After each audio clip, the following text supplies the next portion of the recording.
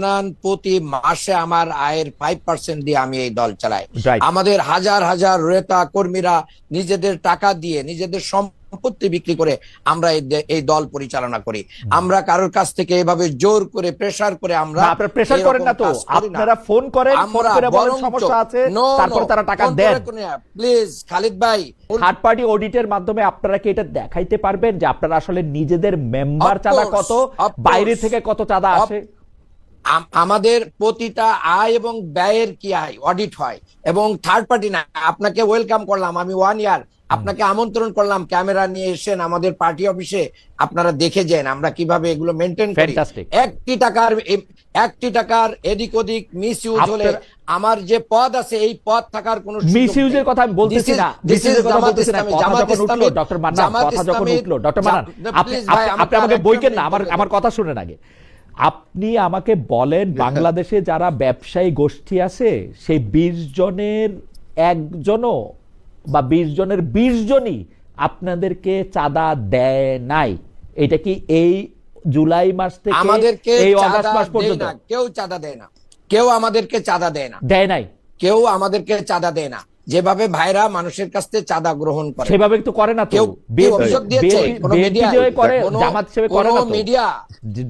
Media, কোন জায়গায় কোন ব্যক্তি, সংক্ষিপ্ত ব্যবসায়ী বা কোন মিডিয়া কেউ কি আজও পর্যন্ত বলতে পেরেছে এটা জামাতের বিরুদ্ধে একটা অপবাদ এবং অপপ্রচার?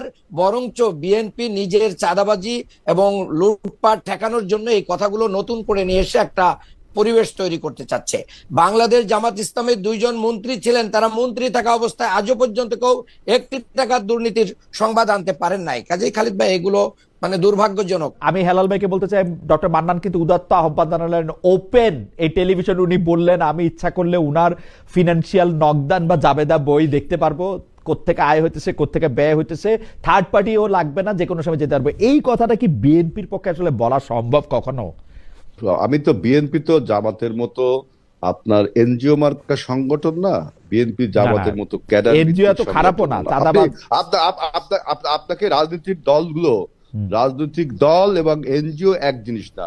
রাজনৈতিক দল মানে গণসংগঠন আর ক্যাডার ভিত্তিক সংগঠন এক জিনিস না, বুঝছেন?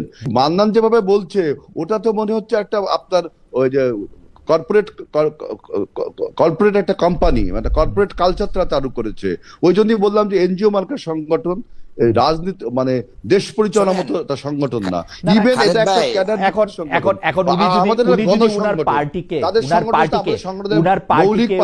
উনার আয়ের 5% দিয়ে দেন, দিয়ে উনার পার্টিটা উনি করতে চান, সেইটাকে আপনি এনজিও মার্কা সংগঠন কি আপনি বলেন? এনজিও থেকে এমন হয়?